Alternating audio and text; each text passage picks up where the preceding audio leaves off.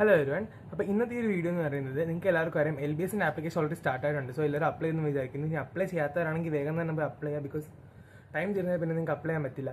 So LBSൽ നിങ്ങൾക്ക് rank വഴിയാണല്ലോ നിങ്ങൾക്ക് ഓരോ കോളേജിൽ അഡ്മിഷൻ കിട്ടുക. സോ എങ്ങനെയാണ് ഒരു റാങ്ക് ആക്കുന്നത്, നിങ്ങൾ എന്തിൻ്റെ ബേസിലാണ് റാങ്ക് ആക്കുന്നത് വെച്ചാൽ ഇൻഡെക്സ് മാർക്ക് വെച്ചാണ് റാങ്ക് ആക്കുക. അപ്പോൾ എപ്പോഴും പലർക്കുള്ള ഡൗട്ടാണ് എങ്ങനെയാണ് LBSന് ഇൻഡെക്സ് മാർക്ക് കാൽക്കുലേറ്റ് ചെയ്യുക. അപ്പോൾ ഇനിയും അറിയാത്തവരുണ്ട്.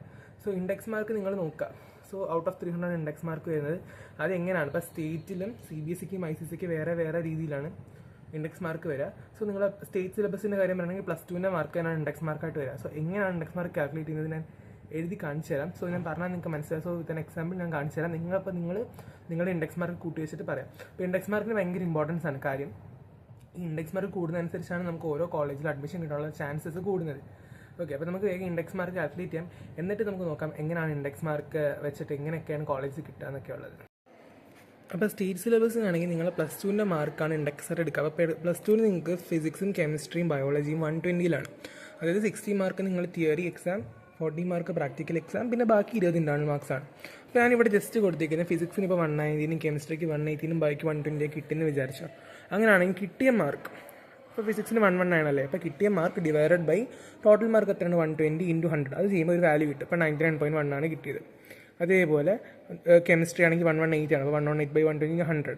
ബയോളജി ആണെങ്കിൽ 120 കിട്ടിക്കഴിഞ്ഞാൽ 100 തന്നെ കിട്ടും നമുക്ക്. അത് മൂന്നും കൂടെ ആഡ് ചെയ്യുമ്പോൾ നമുക്ക് 297.4 ആണ് വന്നത്. സോ അത് മൂന്നും കൂടെ ആഡ് ചെയ്തപ്പോൾ 297.4 വന്നു. അതാണ് നമ്മൾ ഇൻഡെക്സ് മാർക്ക്. അപ്പോൾ ഇൻഡെക്സ് മാർക്ക് ഔട്ട് ഓഫ് 300 ആണ്. അപ്പോൾ ഇങ്ങനെയാണ് കാൽക്കുലേറ്റ് ചെയ്യുന്നത്. ഇനി വേറൊരു കേസ് പറയട്ടെ. ഇനി ഒരു കുട്ടിക്ക് 3ന് 120 ആണ് കിട്ടിയതെങ്കിൽ, 3ന് 120 കിട്ടിയിരുന്നെങ്കിൽ എന്ത് ചെയ്യുക, ഇതെല്ലാം 100 ആകും. അപ്പോൾ ഇൻഡെക്സ് എത്ര കിട്ടും? 300 കിട്ടും. അപ്പോൾ ഇങ്ങനെയാണ് നിങ്ങൾ ഇൻഡെക്സ് കൂട്ടേണ്ടത് സ്റ്റേറ്റ് സ്റ്റുഡൻസിനാണ് കേട്ടോ. ഇനി CBSE ICSE പോലുള്ള സിലബസ് ആണെങ്കിൽ ഓൾറെഡി അവരുടെ മാർക്ക് 100-ലായിരിക്കും, 120-ലായിരിക്കില്ല. ഔട്ട് ഓഫ് 100 ആയിരിക്കും ഓരോ സബ്ജക്റ്റ് മാർക്ക് വരാം, ഫിസിക്സ് ആയാലും കെമിസ്ട്രി ആയാലും ബയോളജി ആയാലും. അപ്പോൾ അതിൽ നിന്ന് ഇപ്പം 95 അല്ലെങ്കിൽ 100 അതേപോലെ എങ്ങനെയൊക്കെയാണെങ്കിൽ മൂന്നും കൂടെ കൂട്ടിയാൽ മാത്രം മതി. അപ്പോൾ നിങ്ങളുടെ ഇൻഡെക്സ് ആയി. സ്റ്റേറ്റ് സ്റ്റുഡൻസിനാണ് ഇങ്ങനെ ചെയ്യേണ്ടത്. ഓക്കെ, അപ്പം ഓരോ മാർക്ക് നോക്കുക, ഡിവൈഡ് ബൈ ടോട്ടൽ മാർക്ക് × 100. അങ്ങനെ 3 സബ്ജക്റ്റും കൂട്ടുമ്പോൾ നിങ്ങൾക്ക് ഇൻഡെക്സ് കിട്ടുന്നതായിരിക്കും. അപ്പോൾ ഈ ഇൻഡെക്സിനനുസരിച്ചാണ് നിങ്ങൾ ഓരോ കോളേജ് സെലക്ട്. അപ്പോൾ നിങ്ങൾ +2 റിസൾട്ടൊക്കെ വന്നിട്ടുണ്ട്. അപ്പോൾ എല്ലാവർക്കും നല്ല റിസൾട്ടൊക്കെ ഉണ്ടെന്ന് വിചാരിക്കുന്നു. അപ്പം നിങ്ങൾക്ക് എങ്ങനെ ഉണ്ടായിരുന്നു? +2 എക്സാം ഇപ്രാവശ്യം കുറച്ച് ടഫായിരുന്നു. അപ്പം എല്ലാവർക്കും ടഫാണല്ലോ. നിങ്ങൾക്ക് ഇപ്പോൾ ഒരാൾക്ക് ടഫാണെങ്കിൽ അതേപോലെ എല്ലാവർക്കും ടഫാണ്. അപ്പോൾ നിങ്ങൾ ടഫാണെന്ന് ഓർത്തൊന്നും ടെൻഷൻ അടിക്കേണ്ട. നിങ്ങൾ ഇൻഡെക്സ് മാർക്ക് എന്തായാലും കൂട്ടി വയ്ക്കുക. ഇനി വരുന്ന അപ്ഡേറ്റ്സ് അനുസരിച്ച് നമുക്ക് നോക്കാം ഏതൊക്കെ ഇൻഡെക്സാണ് എങ്ങനെ കിട്ടുന്നത്, ഈ ഇയറിൽ ട്രെൻഡ് അനുസരിച്ച് എങ്ങനെയൊക്കെ ആയിരിക്കും നമുക്ക് ഓരോന്ന് പ്രഡിക്റ്റ് ഒക്കെ ചെയ്യാം. അപ്പോൾ ഇപ്പോൾ തന്നെ എല്ലാവരും ഇതേ രീതിയിൽ ഇൻഡെക്സ് കാൽക്കുലേറ്റ് നിങ്ങൾ ഇൻഡെക്സ് ഒക്കെ പറയാം. ഒരു കോളേജിൽ അഡ്മിഷൻ കിട്ടാനായിട്ട് നമുക്ക് എന്തായാലും നല്ലൊരു ഇൻഡെക്സ് മാർക്ക് വേണം. ഇപ്പോൾ 300-ലാണല്ലോ ഇൻഡെക്സ് മാർക്ക്. ഇപ്പോൾ നിങ്ങൾക്ക് മനസ്സിലായി എങ്ങനെയാണ് കാൽക്കുലേറ്റ് ചെയ്യുന്നത്.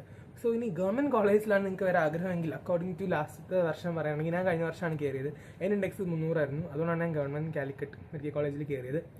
സോ ഗവൺമെൻറ് കോളേജിൽ കയറാൻ നിങ്ങൾക്ക് മിനിമം ഒരു 299 അല്ലെങ്കിൽ 300 മാർക്സ് വേണം. റെയർ കേസിൽ 298 ഒക്കെ പോവും. സോ അത് ഡിപ്പെൻഡ്സ് ഓൺ ദി മാർക്ക്. ഇപ്പോൾ +2 കഴിഞ്ഞ പ്രാവശ്യം എല്ലാവർക്കും അത്യാവശ്യം നല്ല ഇൻഡെക്സ് ആയിരുന്നു. അതുകൊണ്ടാണ് ഞാൻ ഇത്രയും ഇൻഡെക്സ് ഹൈ ആയത്. ചിലപ്പോൾ ഈ പ്രാവശ്യം അത്രയും ഇൻഡെക്സ് കുറവാണെന്നുണ്ടെങ്കിൽ ഇൻഡെക്സ് കുറയാം. സോ നിങ്ങൾ +2ൻ്റെ റിസൾട്ട് ഓൾറെഡി വന്നിട്ടുണ്ടായിരിക്കും. സോ അത് വെച്ച് നമുക്ക് അനലൈസ് ചെയ്യാൻ പറ്റും. കുറച്ച് നമുക്ക് മനസ്സിലാവും ആർക്കൊക്കെ എത്ര മാർക്സ് ഉണ്ട്, ഫുൾ മാർക്സ് ഉള്ള കുട്ടികളുണ്ടെന്നൊക്കെ മനസ്സിലാവും.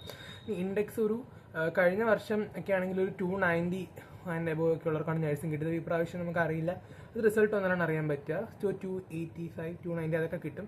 അതിൻ്റെ താഴെ കിട്ടാൻ കുറച്ച് ബുദ്ധിമുട്ടാണ്. ഞാൻ ബേസ്ഡ് ഓൺ ഒരു കാറ്റഗറിയും കൂടെ നോക്കൂട്ടോ. ഇപ്പോൾ ജനറൽ കാറ്റഗറിയുടെ ആരാണ് ഞാൻ പറഞ്ഞെങ്കിൽ അതെല്ലാം നിങ്ങൾക്ക് സ്പെഷ്യൽ റിസർവേഷൻ ഒക്കെ ഉണ്ടെങ്കിൽ നിങ്ങൾക്ക് കിട്ടും. സോ അത് നിങ്ങൾ ഇൻഡെക്സ് മാർക്ക് കാൽക്കുലേറ്റ് ചെയ്ത് വെക്കുക. അപ്പോൾ നമ്മൾ എല്ലാവരും ഇൻഡെക്സ് മാർക്ക് കമൻറ്റ് ചെയ്യാം. അപ്പം നമുക്ക് നോക്കാം ആർക്കൊക്കെയാണ് കിട്ടുന്നതെന്നൊക്കെ നോക്കാം. സോ എല്ലാവരും പോസിറ്റീവ് ആറ്റിറ്റ്യൂഡിലൊക്കെ ഇരിക്കുക. എല്ലാവർക്കും എന്തായാലും അഡ്മിഷൻ കിട്ടും, നല്ല ഇൻഡെക്സ് മാർക്കുള്ളവർക്ക് കിട്ടും. സോ ഇങ്ങനെയാണ് ഈ ബേസിസിൽ അഡ്മിഷൻ. സോ ഇനിയിപ്പോൾ LBS വഴി കിട്ടിയില്ലെന്നുണ്ടെങ്കിൽ വേറെ കുറേ ഓപ്ഷൻസ് ഉണ്ട്. PMC മാക്കുണ്ട്, AMC FNCK ഒക്കെ ഉണ്ട്.